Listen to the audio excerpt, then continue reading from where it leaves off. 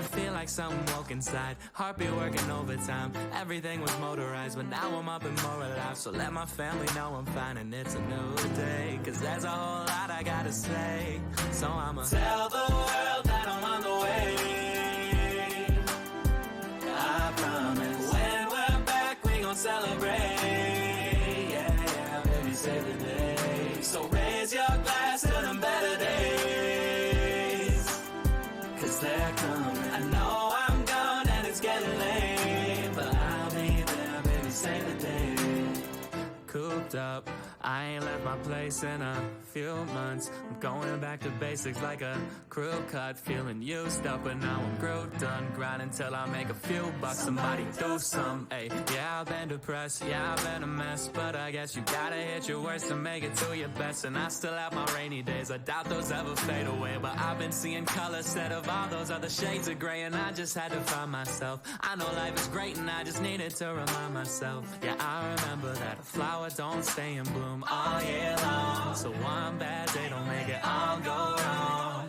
Opportunity knocks while I just hold the door. I know that I just gotta focus more, and I can finally see that heaven I've been going towards, with angels singing praises through these vocal cords. They wanted me to tell the world that I'm on the way.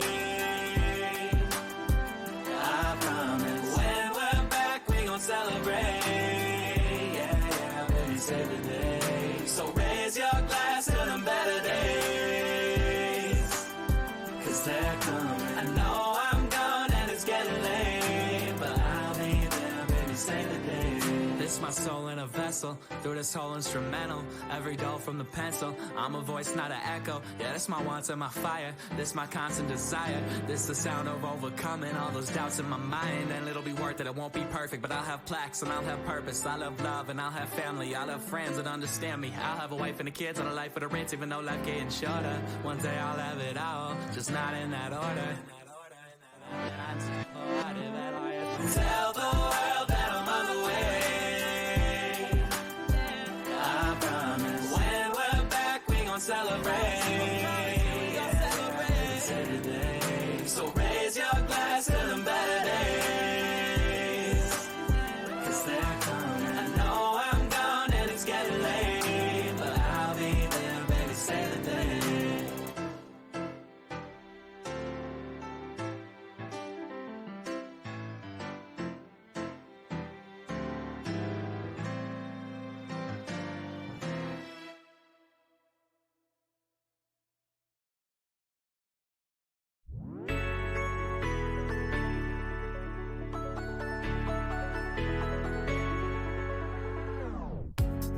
Trying to look back, I'm just trying to move in the shadows.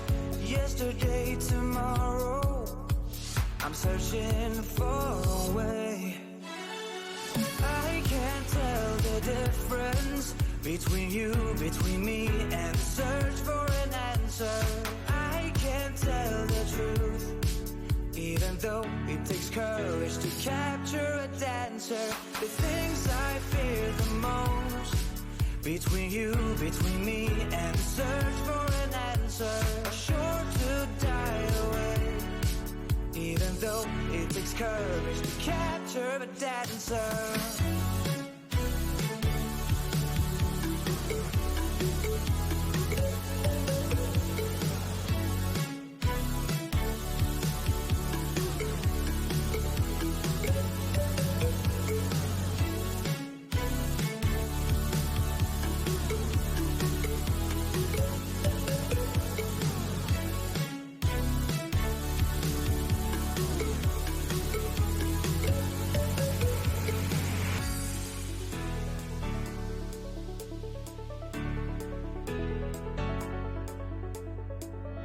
I wake up feeling broken.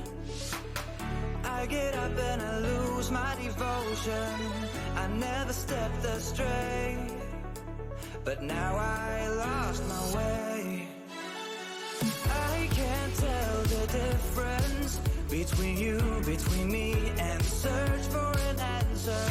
I can't tell the truth, even though it takes courage to capture a dancer. The things I fear the most, between you, between me, and the search for an answer.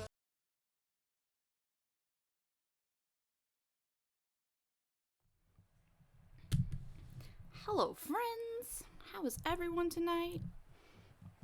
I know I'm on later than usual. And I know I'm on when Neil's on too, which I feel bad about because I know a lot of people are over there watching Neil right now, but this was the only time I could actually get on today, and I wanted to live stream, so here I am. So I woke up this morning and I saw this, like, crazy, I don't even know, I'm gonna read it to you. That's what today's all about. We're gonna read the article that I read and see the video, but basically I woke up and TikTok was like freaking out over like shopping carts and how people were saying that it's like the end of the world because of these shopping carts. So I thought we would talk about that today because that goes a lot with, you know, how I was raised in the church and the whole idea of like it's the end of the world, and every time something new is created, we have to panic because that's just a sign that Jesus is coming back and we're all gonna, you know, all the Christians are gonna be raptured away and everybody else is gonna be left to be, you know, tortured and tormented and blinded by the Antichrist. So even though none of that is really like biblical, it is funny that a lot of the things, like, I grew up in like a church that was like super into like Left Behind and those kind of books, and they really honestly believed it was biblical, but I don't think any of the stuff that they taught us growing up actually aligns with like what they were actually trying to say in the Bible. But you know, people are going to take things and twist it and interpret it any way they want, and that's what we see in a lot of Christian circles, and why we have so many different ideas about, you know, salvation and certain things you have to do. Some say you just have to say a prayer, some say you have to be baptized, some say you have to, I don't know. There's so many different ideas of what it takes to be saved. Even if they're all claiming to be Christian, nobody has like a clear-cut answer on, you know, salvation. Although, growing up in Protestant Christianity, a lot of the pastors and stuff are very confident in the fact, I don't know if they're confident or if they're just so brainwashed that they really, really truly believe that they are saved and that they're going to go to hell and that, or go to heaven, and everyone else that doesn't believe what they believe is going to go to hell. But it's terrible to hear them.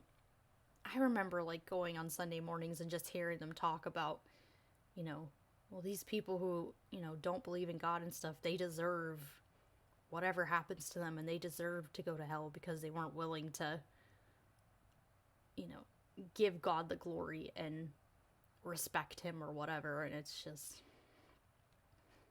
it's so far out there. I can't even wrap my mind around the fact that there are people out there that truly believe that and think that it's okay.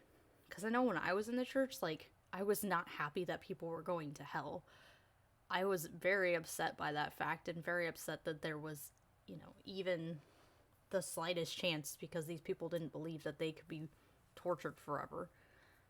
But I've seen pastors stand up on a stage and basically say, like, oh, they deserve it. Like, it doesn't matter because they're not the chosen ones or whatever. And, oh, I'm sorry. It's just really gross and really horrible, and I don't know how people can think that way, because even when I was a Christian, I never ever had that mindset that it was okay and that they deserve it,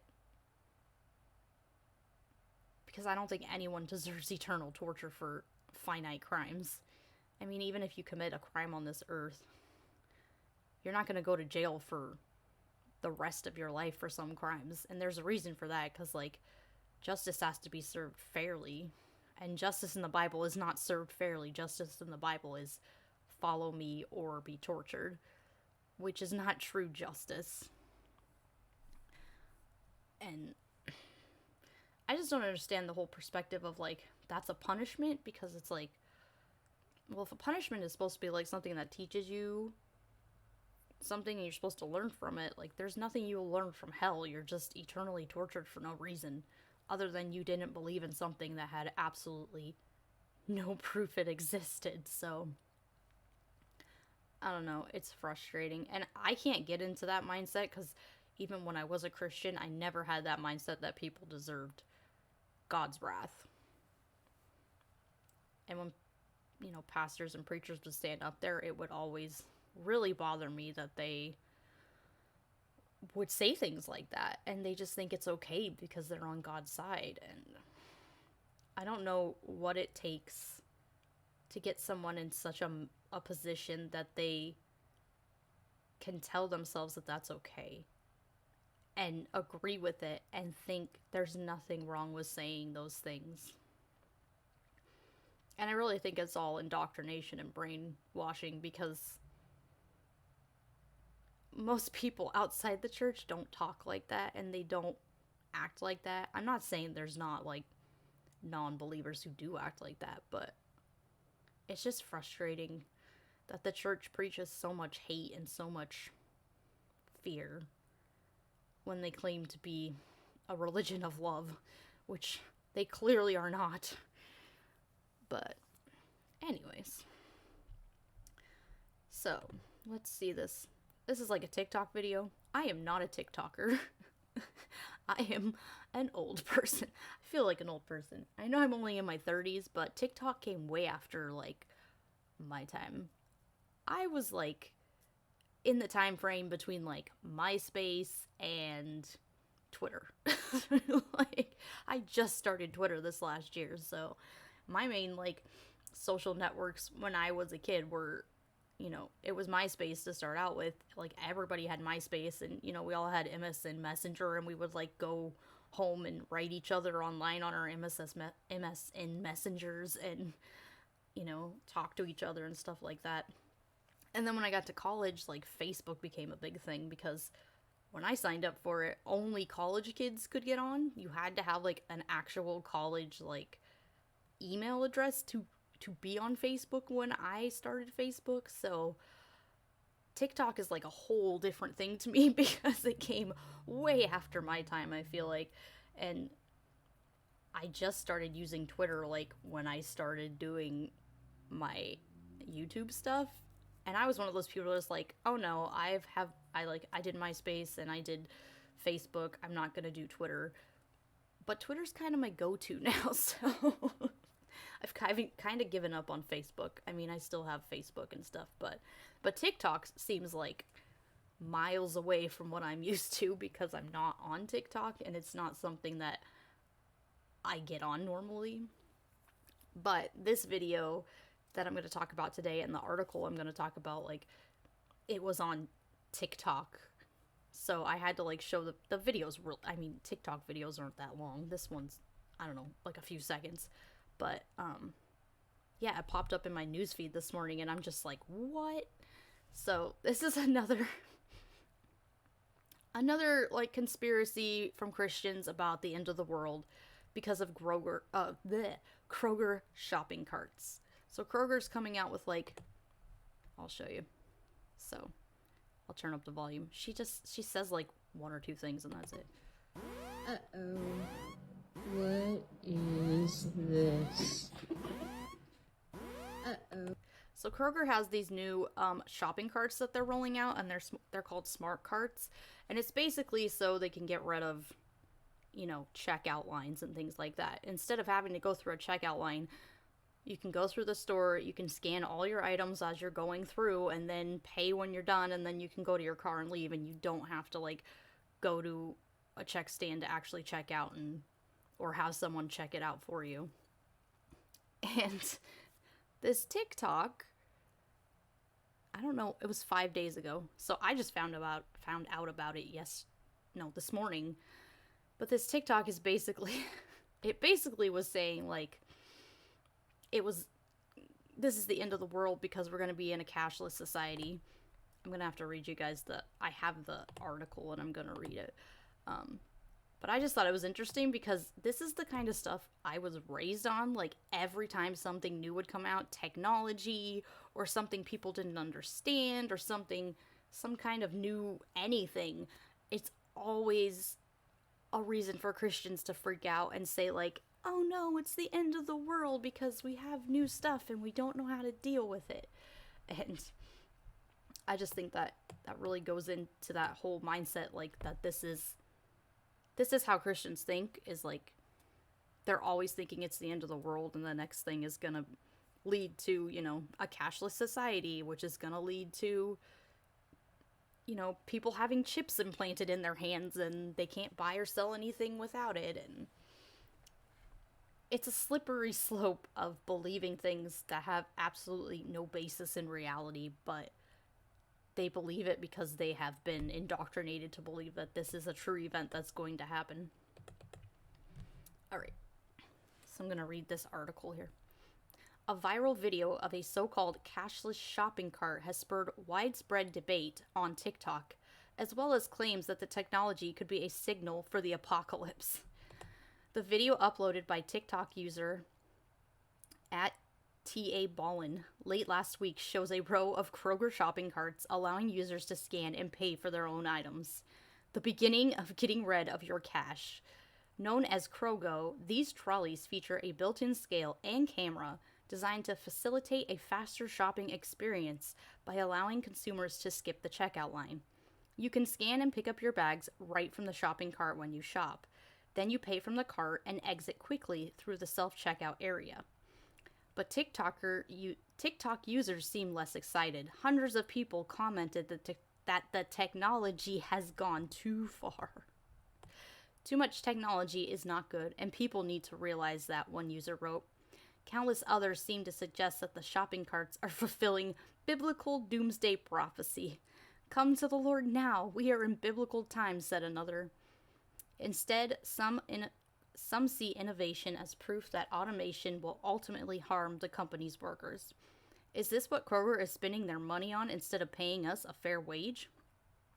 But others insist that the strollers are not surprisingly given the exponential rate of technology development. It's really hard to read when I talk fast. I need to slow down. This is inevitable. You can't stop innovation, said the user. If a company can save time or money, they will do the next best thing. Dozens of users have mentioned the mark of the beast, alluding to the biblical belief that all transactions will be tracked and traced once the cash is outlawed. Mark of the beast is coming. Let's see how it goes. One said, repent, Yahshua, coming, repent, repent. And this just goes into the whole idea that Christians honestly, like, buy into this idea that, you know, the closer we get to the end of the world, the more this is going to become normal. Even though it's been centuries and we're still, you know, technology is still changing and evolving, and it's not going to just end the world because it's evolving. Like, Kroger, America's largest supermarket operator, first announced its Krogo pilot program last January. But these carts have been quietly tested at a Cincinnati store since last October. At the time, Kroger said it would decide whether to expand the technology based on insights from our customers and associates.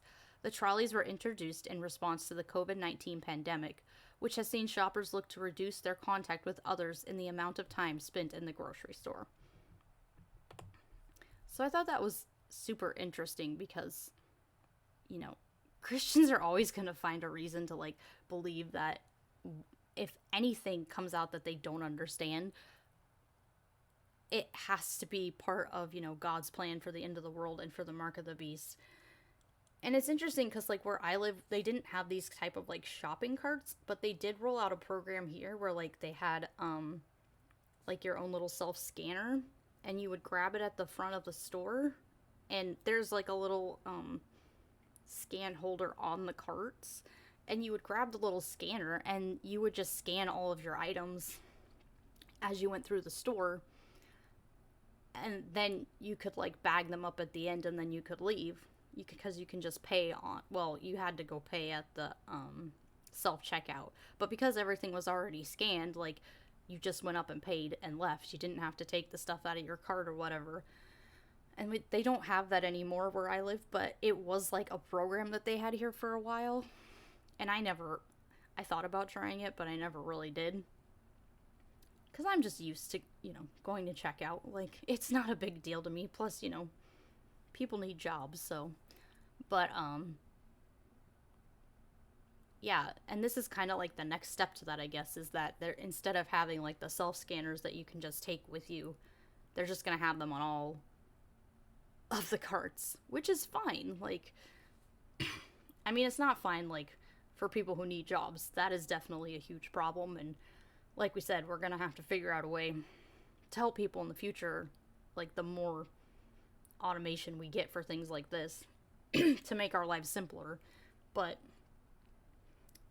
not thinking about, like, the people and their jobs, just thinking about, like, people going crazy over new technology. Like, we live in a world where technology is going to be a huge part of our lives, no matter what we do, because we live in a world full of technology. And, over the past, I don't even know, like 20, 30, 40 years, it has just expanded to a crazy amount. I mean, I think about, even when I was a kid, like, I didn't have my first computer till I was in 6th grade. And we had, like, dial-up internet where we'd have to hear, like, the to get on and all that. And, AOL was, like, everybody's go-to for the internet. And you've got mail. And, but it's crazy to think, like, we've come so far from that already. Because, when I was a kid, you couldn't use the phone when you're using the internet. And now, like, everyone has smartphones with the internet on them, and we didn't have that when I was a kid. Like, my first cell phone was like one of those little brick Nokia phones, and I only could use it for emergencies. I wasn't allowed to use it for anything else because we just put, like, a prepaid amount on it, and that's how I used it if I needed to call my parents or if there was an emergency. And it's crazy to think how far we've come, because, like, that all happened probably when I was, like, well, let's see, 6th grade, I would have been, like, 11 or 12. And that's only, like, 20 years ago. And now, like, I'm sitting here streaming on, like, super fast Wi-Fi internet, and I have my phone next to me that's like a smartphone, and I can get online on that phone. I can get online on my computer anytime I want. There's no dial-up. And barely anyone has, like, a home telephone anymore. Everybody just has cell phones. So it's crazy to think how far technology has come just in my lifetime. And it's crazy because I've talked to, like, older people too, and they say the same thing. It's like, they're like, yeah, I think, like, you've only seen it while you've been alive for the last, 20, 30 years. But think about us who have been alive, a lot longer. We grew up in, like, the 60s and 70s, and now there's all this technology around that we're not used to. And, yeah, it can be scary for people who don't understand it, but that doesn't make it an in-time prophecy. And it's just funny to me that every time something new comes out, they have to find a way to weave it into what they already believe. And I think about, there was a video I watched one time about how, I don't know if it was the 70s or the 80s maybe, I don't know, when they were coming out with barcodes, and how, a lot of people really believed that this was, like, the beginning of the end, because they were rolling out barcodes, which would make it easier for, like, people to keep track of their inventory and stuff. And everyone, like, the Christians freaked out about barcodes because they thought, like, they were going to use them not just to, like, track product, but eventually they would use them on people to track people and, figure out where you are or whatever. And then I know, like, when I was growing up in, like, the 90s, they were always talking about, oh, like, they're gonna make chips and they're gonna put them in people's hands, and you're not gonna be able to, like, buy or sell anything without these chips in your hands or in your forehead. And, like, you're gonna have to go live in a cave somewhere and, like, eat off the land and take care of yourself without all the modern conveniences of life, because, Satan's ruling the world now before Jesus comes back. And it's just interesting the things that they will, like, cling on to, and like certain things they won't. Because you think of all the technology there is, and there's only certain technologies where they're just like, this could be it. I do like what I watch Hannah Reloaded a lot, and she went on one of her like channels. She was talking about how Christians like freak out about like having a chip in their hand or their forehead or whatever, and the government can like track them, but they're sitting there with a cell phone in their hands. Like, the government's literally tracking you with that cell phone in your hand. Like, what makes that any different than, you know, putting a chip in your forehead or your hand? Like, if you really honestly believed that these were things that were going to create this end of the world scenario, then why in the world are you carrying a cell phone around that does the exact same thing? Like, it doesn't make any sense. And I laughed at that because she's right about that. Like, they only like think about those things for like certain types of technology, but then other types of technology, they don't even think about it. It's like, oh, well, I just have a cell phone with me all the time. Like, they don't think about, oh, I'm being tracked all the time, or, you know, people can know where I am at all times and know what I'm texting or know what I'm saying, or like, we live in a world where there's not a lot of ways you can keep things secret, and it's just funny that there are certain aspects of that they just don't seem to grasp. But it's just interesting. And I have to wonder, like, you know, the whole end of the world idea has been going on for a long time. I mean, Jesus in the Bible said he was going to come back before his disciples like died, and I mean, it's 2,000 years later and they're all dead. And I mean, we can see that in the Bible, how people like panicked, because even with like Paul and stuff, he's like, I don't understand, like, the end was supposed to be here.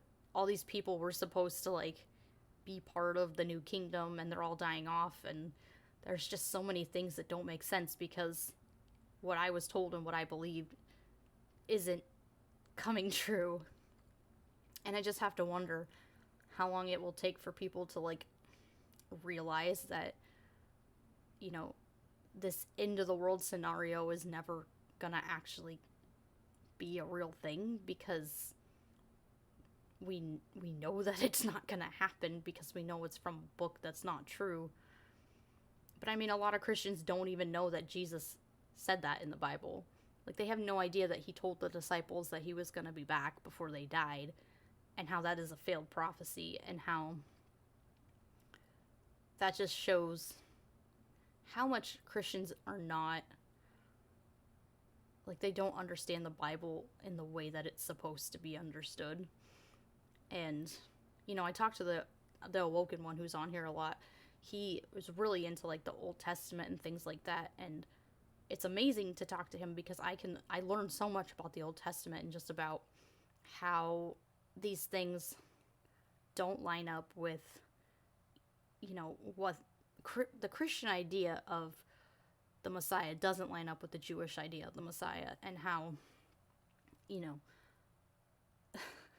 the way that the end of the world is, well, not the end of the world, but, you know, the kingdom of God is supposed to come to earth is much different in the Jewish tradition than it is in the Christian tradition.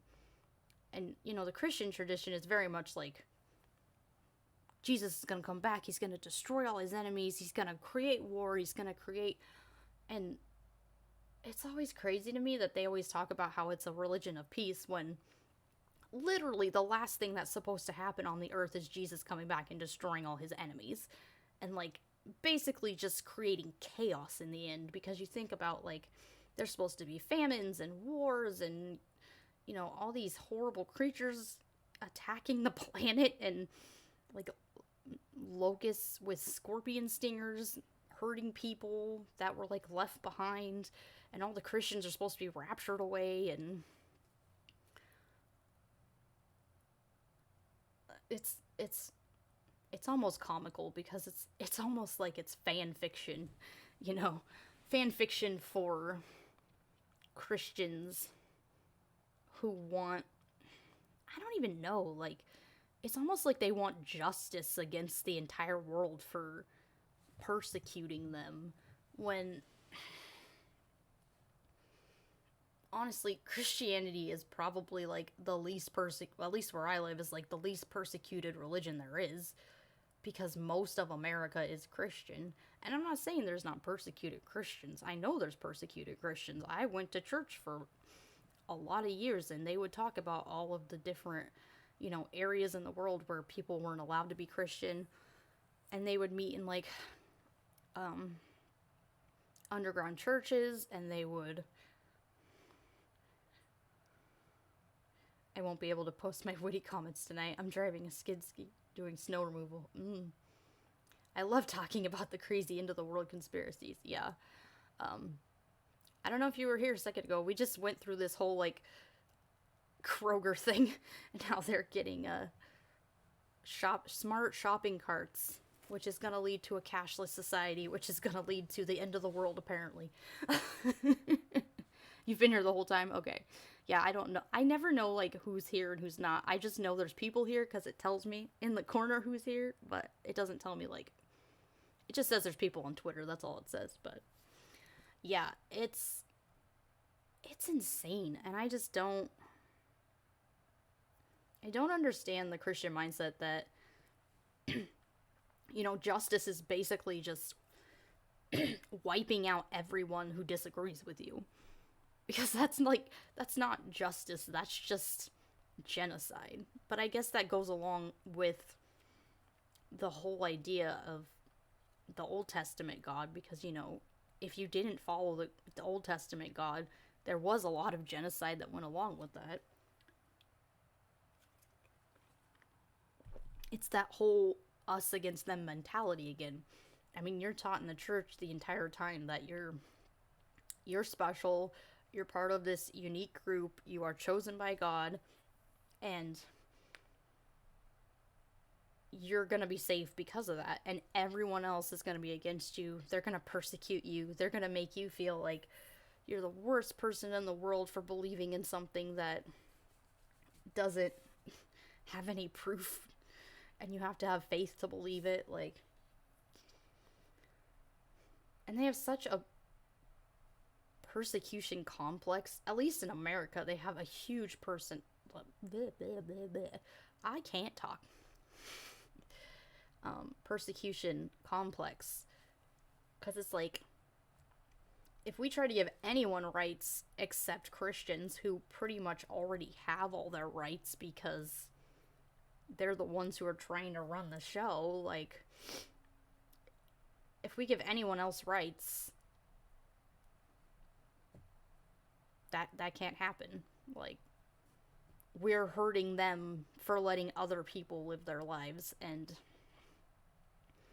I think that plays into the whole narrative of the end times too, because, you know, they say, like, in the end people will persecute you, and they'll tell you, like, you're ridiculous for believing in God, and that, you know, people will fall away from the church, and it's like whoever wrote the end times, like, narrative in the Bible knew that these are things that would happen over time. And so they played into that whole idea that these are things that will happen over time. And the only way to keep people in the church is to make them believe that because those things happened over time, that they would be getting closer to the end. Even though I don't believe, like, in the biblical ending of the world. Like, I don't think that's what's going to happen when the world gets, you know, destroyed or ends or whatever.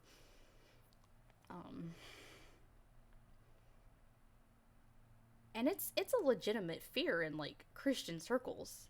It's so weird because, like, people fear it, but they also, like, cling to it because they want Jesus to come back and take out all the enemies. But at the same time, like, they're deathly afraid that they might be the ones who don't get taken up to heaven. So it's like a double-edged sword, because, like, they're like, yeah, I want to go to heaven, and I want to be with Jesus, and I want to worship God, and walk on those streets of gold and whatever. But at the same time, like, they think about, like, how the world's gonna be destroyed and stuff, and they're like, well, I don't want to do that early. Like, I want to grow up, I want to have a family, I want to be able to do my own thing. So, and it's a hard thing to, like, understand the mind of people who really, really believe these things to be true. And I used to be one of those people. I'm one of those people that, like, when I was a Christian, anytime, this is probably ridiculous, and yes, this is true, anytime I would go into a movie theater, I would pray for salvation before we watched the movie, in case, like, Jesus came back during the movie and I wasn't outside to see it, like, then I would be taken to heaven. Like, I know that sounds ridiculous, but I was so, like, indoctrinated that I honestly believed that if I didn't, like, get right with God and something happened during the movie, I would miss out on going to heaven. Which is, it's crazy, and it's all fear-based, and I get that now. Like, I had been trained and raised in this religion that was like, the end's gonna come any day now, you know, Satan's gonna take over the world, the Antichrist is gonna take over the world, Christians are gonna be persecuted, and all our rights are gonna be taken away, and we're gonna be, you know, thrown in jail and tortured and tormented and told we have to, you know, rebuke God or, you know, die. And it's just, and we clung on to these ideas like they were, like, the greatest thing ever, because, you know, it doesn't matter if I die because I get to go be with Jesus and I get to go be with my family. But I have to wonder how many Christians think, like, well, what if you're wrong? What if, you know, your God isn't the God? What if it was, like, a different God altogether? Like, would you still, like, stand on your principles and stand on saying that you believe in your God?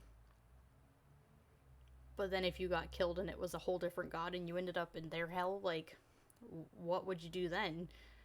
Because not only did you give up your, like, one life that you know you have, you're going to give up that eternity that you supposedly thought you had as well because you followed the wrong God. So, and that's the whole Pascal's wager argument, because the only way Pascal's wager actually works is if you follow, like, every god in the world, and you can't do that because they all have different, like, ways of following them. So, but I guess for me, the end times is, like, a huge part of my childhood because I grew up in Assembly of God Church, and the Assembly of God Church was, like, super focused on end times.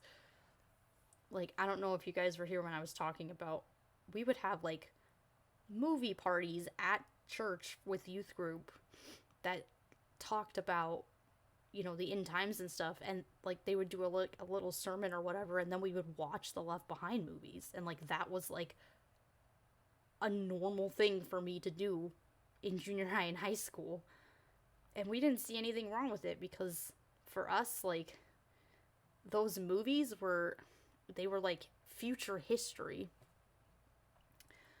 Like, we were literally watching what the future was gonna hold for us.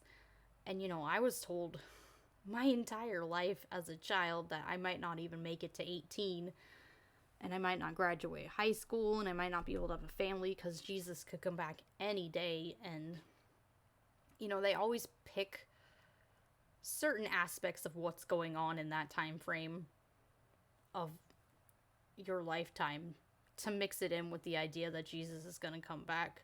Because I know, for me in my lifetime, after 9/11 happened, that was a huge event that really made the church start preaching end times. And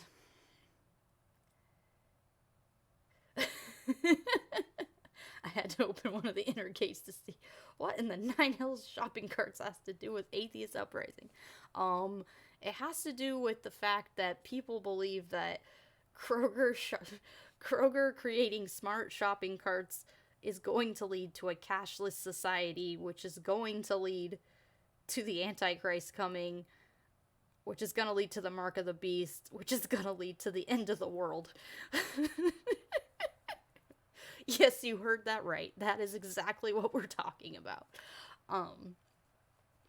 No, but it was super ingrained in me as a child. Like, when we watched the Left Behind shows or movies, it, like, they told us that that's what was going to happen, and we had to be ready anytime, you know, to be prepared that the Antichrist was going to come and he was going to trick people, and we were going to have to go into hiding, and, you know, whoever got left behind would have to, you know, basically fend for yourself, because you weren't going to be able to buy and sell stuff without the mark of the beast. And if you got the mark of the beast, then you're doomed, because there's no coming back from the mark of the beast. Like, they made that very clear. Like, if you get the mark of the beast, there's no going back. Like, that's a mark of, you're just damned forever. Like, you can't, like, wash it off or scrub it off or get rid of it, or, you know, if it's a chip, you can't doesn't matter if you take it out of your skin or whatever. Like, you got the mark, it means you're going to hell. Yes, a cashless society run by billionaires who want more cash. Yeah, it doesn't make any sense. But, you know, a lot of things about Christianity don't make sense, so. But yeah, it's crazy to me.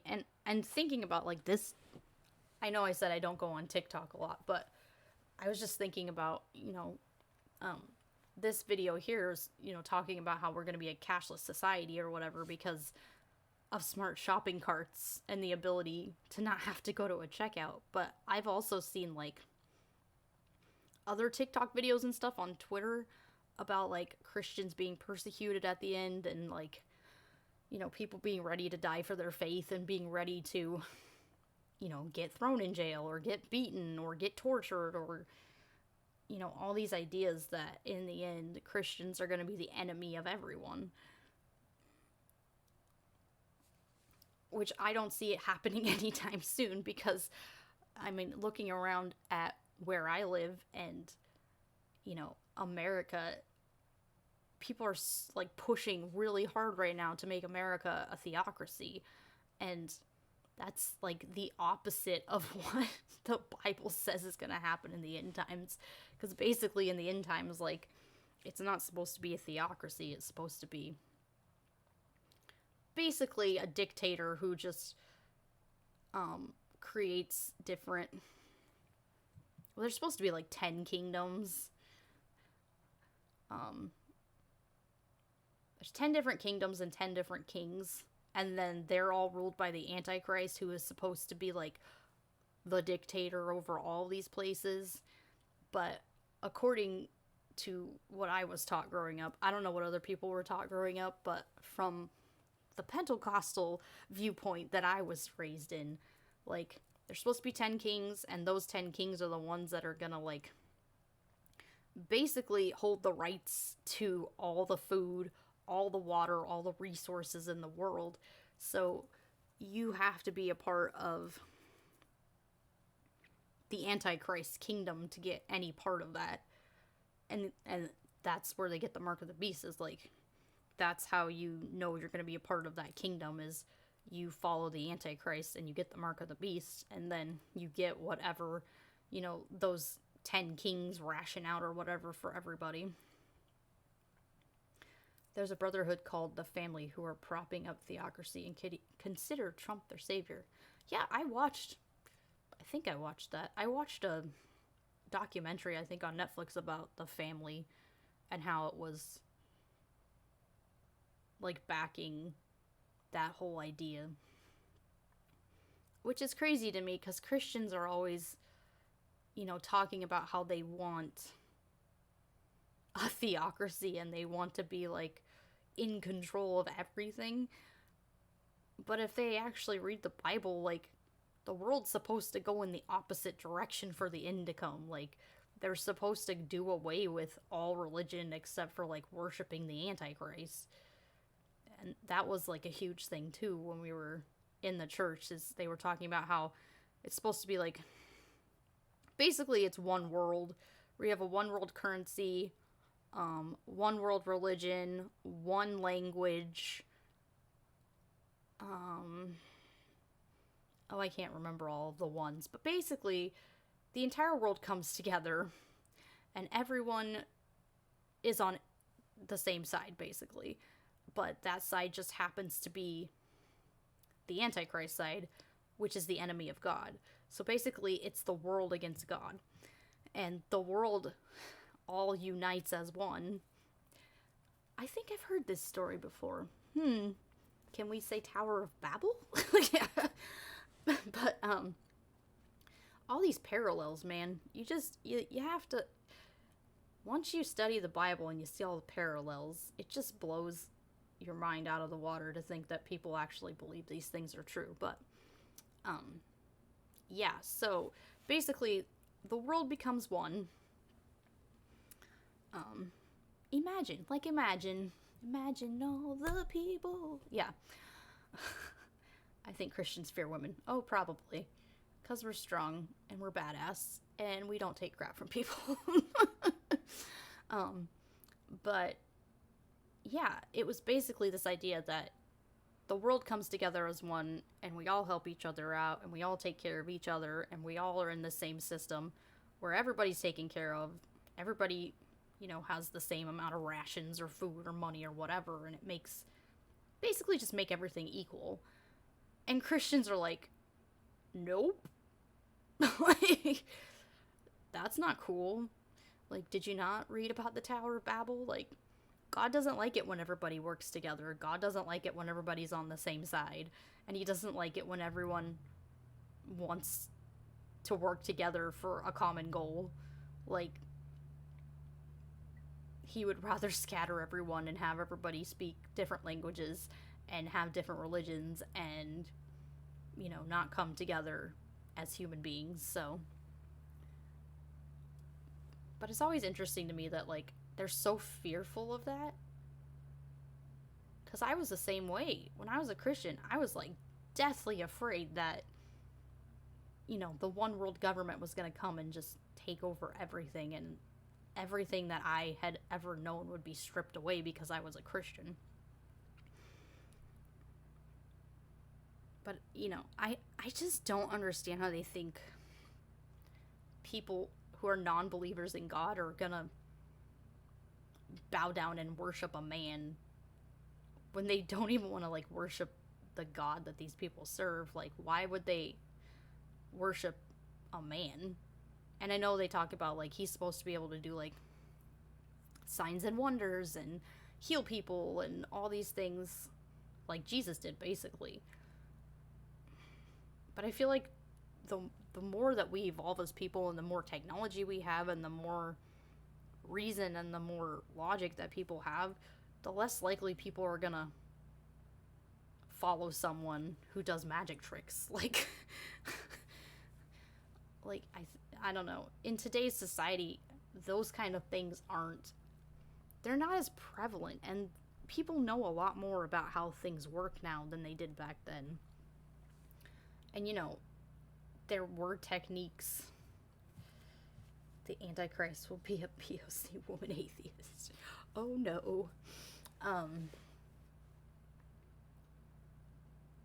It's just, yeah, I don't understand it. And in this world, like I said, we understand things a lot better, and,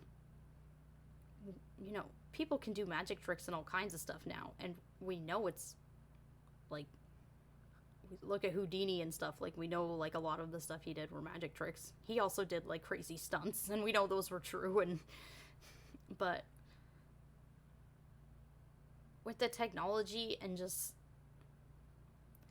the amount of people who are, like, actually able to, like, reason and stuff for themselves nowadays, I don't think it's as prevalent, and it's not gonna be something that, like, automatically turns people into believers overnight.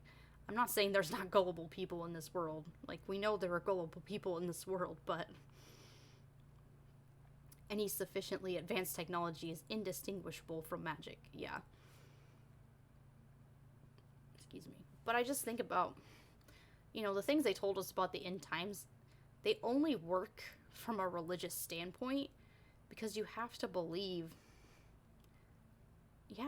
in, like, those kind of, like, magical things that happen where it's like people can grow limbs back and bring people back from the dead, and, you know, those kind of miracles that are talked about in the Bible.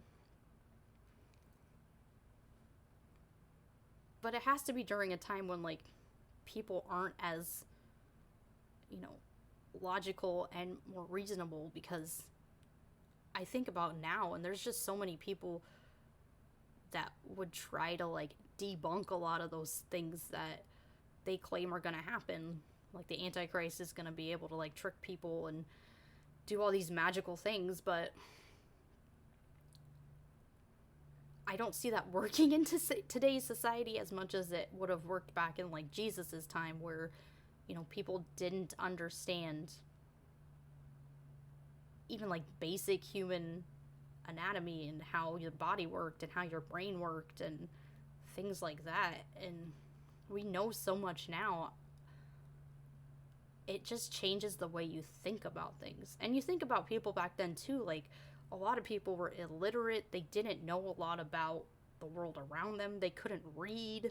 I mean, that's what illiterate means, but, you know,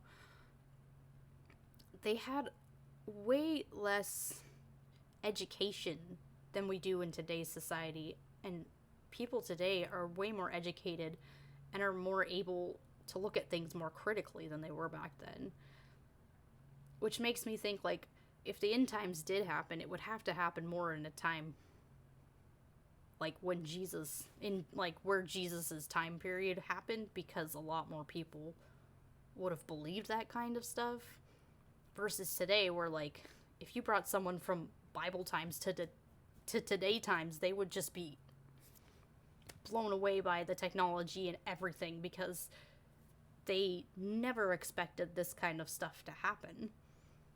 They never expected to have all this technology. They didn't, like, cars and trains and planes, like, computers and phones, and, like, those are things that they would not even know what to do with, because they come from such a different time period. So I guess that's my whole thing, is it doesn't line up with what we know today, and, you know, the critical thinking we have and things like that. And I'm not saying people can't rise up and be dictators. Like, honestly, there have been dictators in the past that have tricked people into doing horrible things, but that's one thing that we as humans have to, like, learn, is that we need to not allow those things to happen again. We need to not allow horrible things like people who hurt other people in the past to be put into power and to be given, you know, the reins to basically take over and hurt whoever they disagree with. And I think that's a huge thing with, like, politics in America right now, because I think that's a huge part of, like, the extreme, like, conservative side, and why they want Trump to be basically their god king, because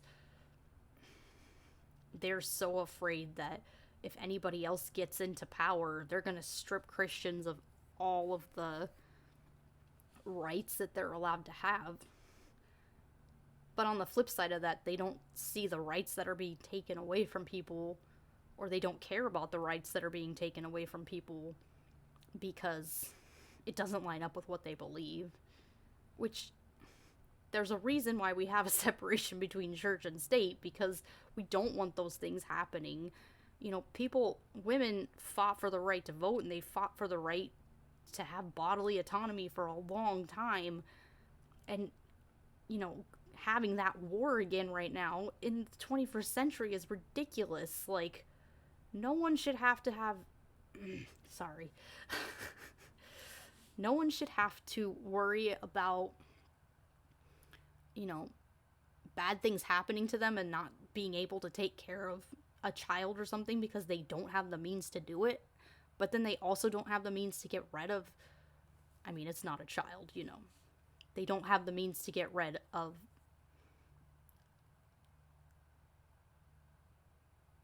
the cells and stuff inside them because people are, they don't care about them.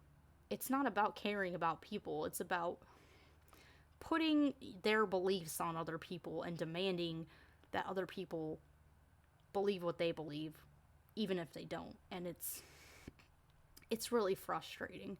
And it's the same with like LGBTQ people, because when I was in the church, I heard so many sermons about how these people were like against God and they just wanted to sin and they didn't want to like choose to be celibate or choose to just not, you know, have sex. And it's like, dude, this is not okay. These are people. Like, they deserve respect and they deserve the rights that everyone else deserves. And just because your God says that they shouldn't exist doesn't mean they shouldn't exist. And it's just frustrating because it's a lot of hate and it's a lot of basically anything that goes against what they believe needs to be shut down. And it's frustrating. It frustrates me a lot. I'm just glad I live in a liberal state, because I'm not ever gonna have to worry about, like, hopefully I don't have to worry about any of that stuff happening where I live. But I just feel bad for people who live in like Texas and stuff right now when they're dealing with these horrible things that are happening and rights are being taken away because of a stupid book written thousands of years ago that has nothing to do with our society today and should have nothing to do with our society today.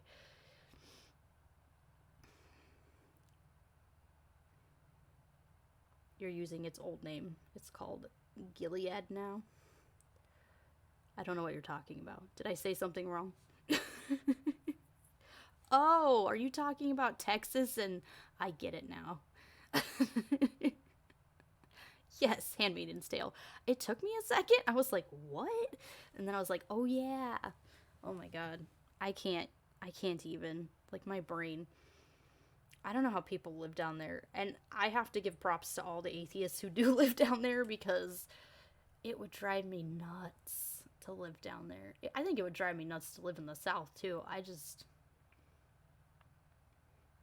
don't know. I don't know how anybody who lives in like the Bible Belt does it, because it's so frustrating to hear these things happening to people and not being able to do much about it. Like, you know, you want to stand up for other people's rights. You know, you want to like do what you can, but at the same time, it's like bashing your head against a wall over and over again, and no one seems to be listening to you. And I don't know. It's really frustrating. I'm trying not to get like too ticked off right now, but the more I talk about it, I'm just like, people are people. Let them be people. Oh yeah, I did hear that. He wanted to make his own. Yeah, the Florida governor's trying to create his own military, basically. His own police force that can basically do whatever he commands them to do. I don't know. That's why I keep telling people, I'm like, I'm just gonna move to Canada, because America's getting so loopy today. I just don't understand it. I don't know how people cannot see other people as people. And I guess that's like the humanist in me, because we need a woman in power. Come on, women, where are you? Yeah, that's a hard one though, because I feel like a lot of the older generations are still very anti-woman being in power, which really sucks. And I think that's what happened in 2016. It was 2016, right? When Trump got elected, because it was more about the fact that a lot of people don't want a woman in power. But I also think a lot of people just didn't like Hillary. And I don't know. We need better politicians. We need better people in politics. We seem to not be able to pick, you know, people who are actually going to help things. Anti-vaxxers in my eyes are less than. Well, I try not to, like, I don't know. That's hard. It is hard. And it sucks, because, like, I have anti-vaxxers in my family, and it's, like, I'm really close to them, because they're, like, my immediate, well, not, like, my family, we're, like, my husband and kids, but, like, the family I grew up in, like, there are anti-vaxxers in my family, and don't forget I sent you the link to immigrate to Canada. Yeah. But that's a hard one, because it's like, yes, I want to be able to give people freedom, but at what point do you draw the line and go, you know, you shouldn't put other people at risk of being hurt just so you can have freedom. And it is hard, because, like, those are people I'm really close to and I love, and, you know, I hang out a lot with, and it's frustrating that they are basically stuck in this cult of Trump that says you don't need to be vaccinated and you don't need to do whatever they tell you to do, because it's all just a, I don't know, government conspiracy, when it's not. Someone with a best friend in Canada, you have to bow to the moose to become a citizen. Oh my goodness. I have heard they have great maple syrup, though.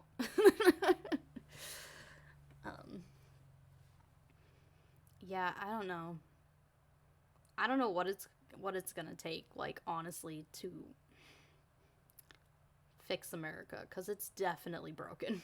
It's broken in so many ways right now, and unfortunately a lot of that has to do with religion, which is why I'm out here, like, basically preaching against it, because from my point of view, religion has done a lot more harm than good in the world, and I'm gonna send you some syrup. Nice. I love pancakes, so you send me some real maple syrup, maybe I'll put them on pancakes. But yeah, I don't know what it's gonna take to fix these issues, and to get people to understand that, you know, you're not the only person in this world, and you don't matter more than someone else just because you believe in a certain deity. Someone considered Fox News too liberal. They compared their Jesus tree burning to Pearl Harbor. Oh my god. That's like the anti-vaxxers who, like, compare themselves to, like, Holocaust survivors. Or just Holocaust people in general. It's just disgusting, and just, I don't know where people's mindsets are, where they think it's okay to basically say that they are persecuted on such a degree for simply trying to go against, like, what doctors say about health and safety. It's just,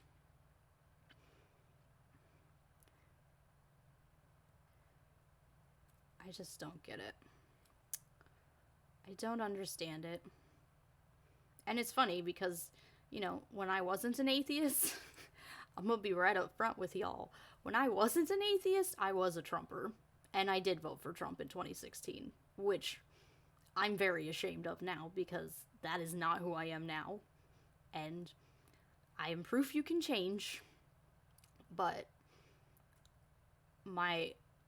I just don't even, being on this side of it and seeing the damage that has been done because of it, I'm utterly appalled. And I'm utterly appalled that I ever believed that he was this awesome person and that he was going to do anything for our country, because he really didn't. He just created more chaos.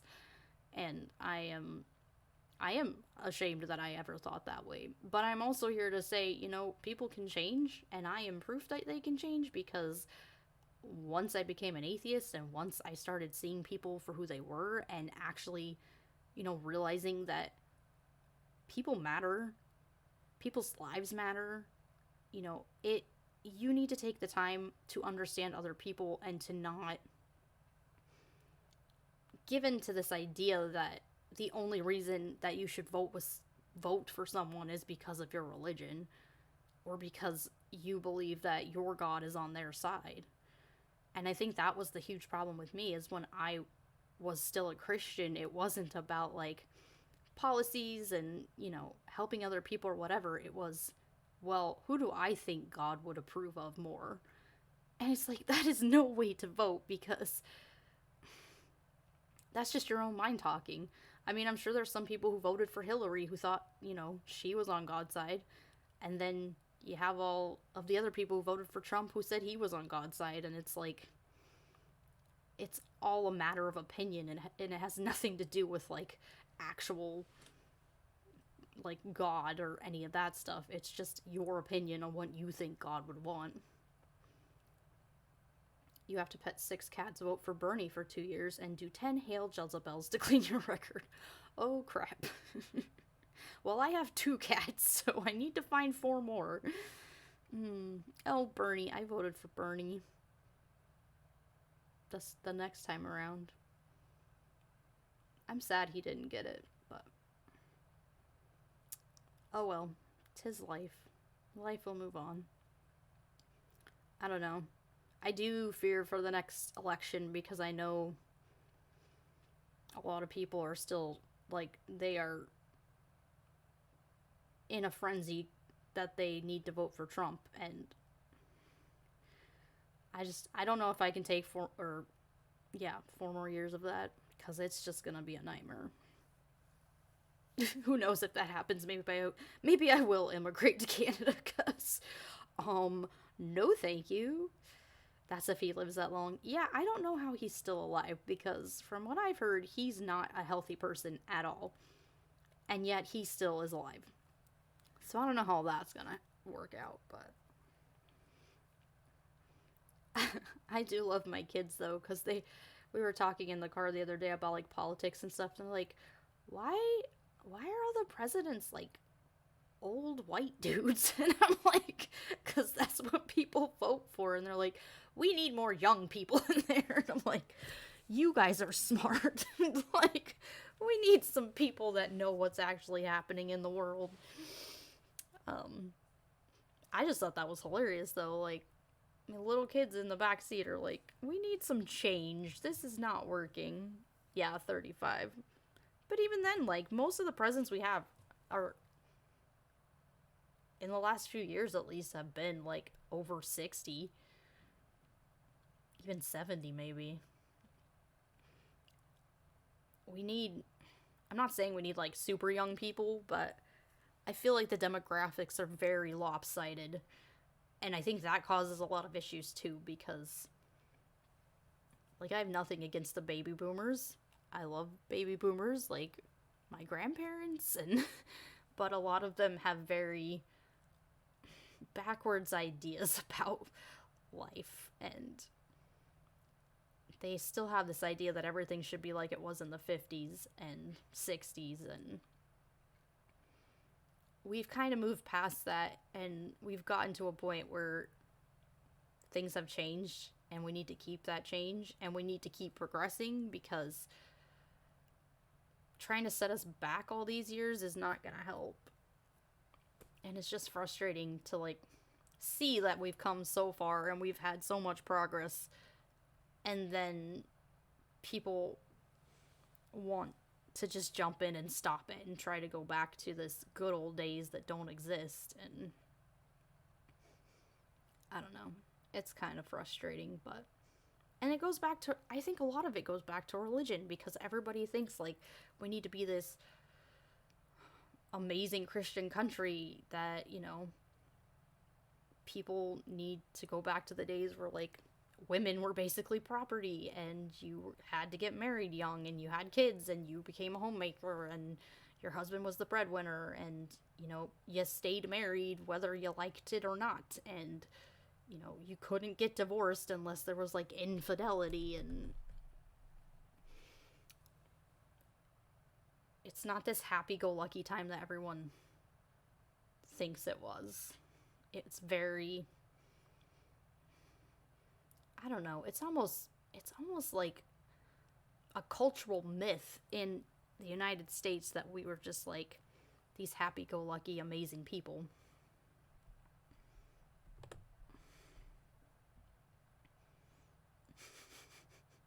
Yeah. And I just don't know why they think it was better for certain people not to have rights, and for certain people to be so bottled up and not be able to express themselves and be able to just live. Like I've said many times, I'm very grateful, at least as a woman, to live in the time I do, because I think of the past and all the women who didn't have the ability to just be people. Like, if I had been born in, like, the 1800s or, like, Bible times, like, I would have just been somebody's property. I wouldn't have been able to have a job or do what I wanted. Like, I would just be a baby making machine, and that was it, and I would have absolutely no rights. And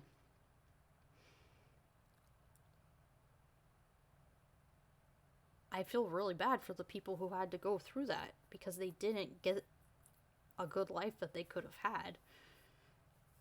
And I don't want that to happen to anyone in the future, because people deserve to live the lives they want to live. And I'm very grateful that I can live the life I want to live, you know.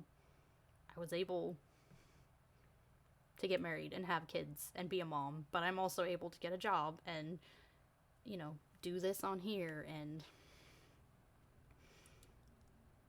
speak out my truth and not get beaten or killed or something because of it, just because I'm a woman. And I don't want to go back to that kind of time period, and I don't want anyone else to have to go back to that time period. People have spent so much time and so much effort getting other people the rights that they deserve, and I think we need to continue that, instead of trying to go back to this magical time that doesn't actually exist. But, well, I went off on a tangent there.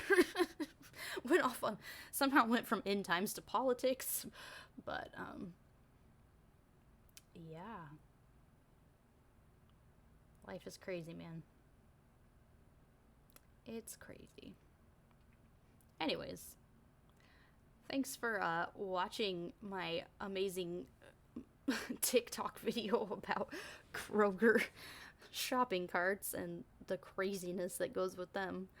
And I like talking about end time stuff because that was a huge part of my childhood. So I think just kind of putting my 2 cents into it, and, you know, how there's always going to be new technology that's going to scare Christians no matter what it is, because they honestly believe that anytime something new comes out, it's just a step towards the end of the world, or it's a step towards the mark of the beast. Like, not just like, oh, it's a step to progress humanity. Like, no. Hugs. I'll try to snooze soon. Warframe's new war is tomorrow. Nice. Yeah, I gotta go do some stuff. I worked all morning, and then I got home, and then I showered, and then I did this, so I gotta do some work stuff.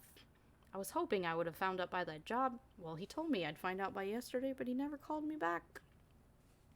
Try and sleep tonight. Yeah, I gotta make sure I take my meds so I sleep, because I've been off and on about that, and it's not great. I need to sleep better, but I will try my best. Thank you all for coming. This was fun. And hopefully I'll be back on tomorrow. What's tomorrow? Wednesday? I'm trying to think. Yeah, I might be on earlier in the afternoon tomorrow if I do get on, though, because I'm going to have my kids in the nighttime, so, we'll see. It depends on if I work and stuff too, so I never know what's gonna happen. My life is just all over the place right now. What is... Silence.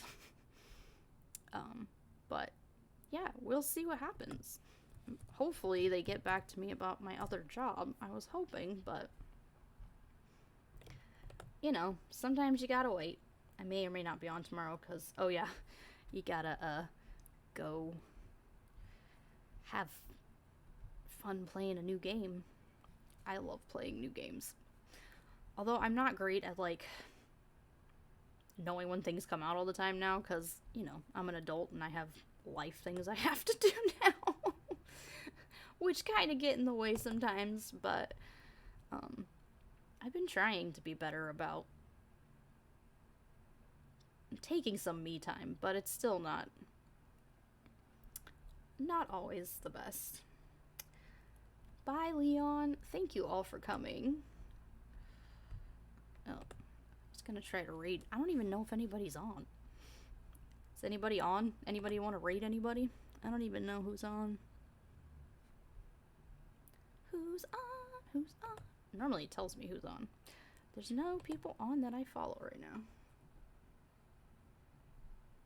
Anybody got suggestions for raids? I'm still on.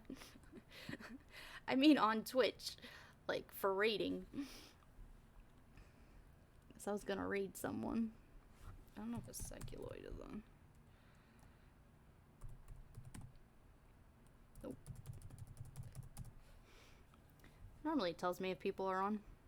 I need to start raiding so I can get, like, more people to see my channel. But I always forget to do that at the end. And now I'm trying to do it and there's no one on that I normally watch. It's like, dang it.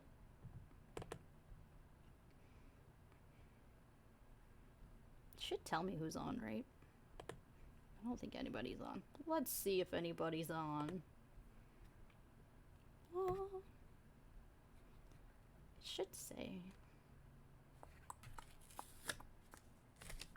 Who is on? Who is on? Alright, let's see what we got. Twitch. Da, da, do, do, do. Twitchy, twitchy, twitchy, twitchy, twitch. Nobody's on. Nobody's online. Well, I guess we can just try someone new.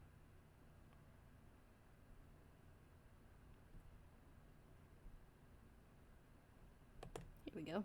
We're talking about people being banned yesterday.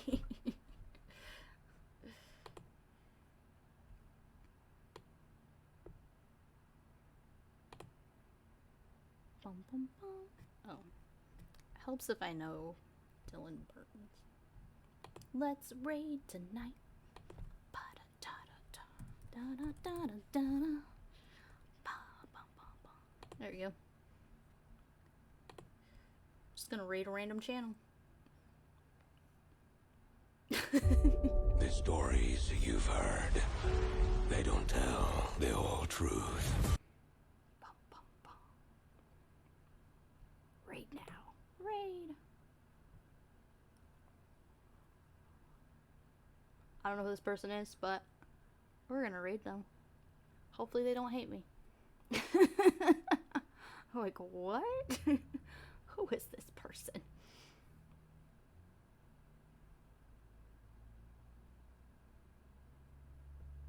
I don't know if it worked. Did it work? Who knows?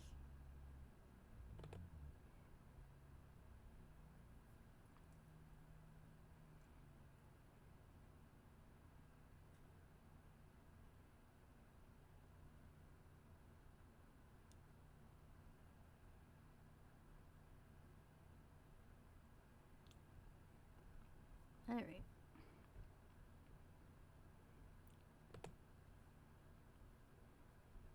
Bye, friends.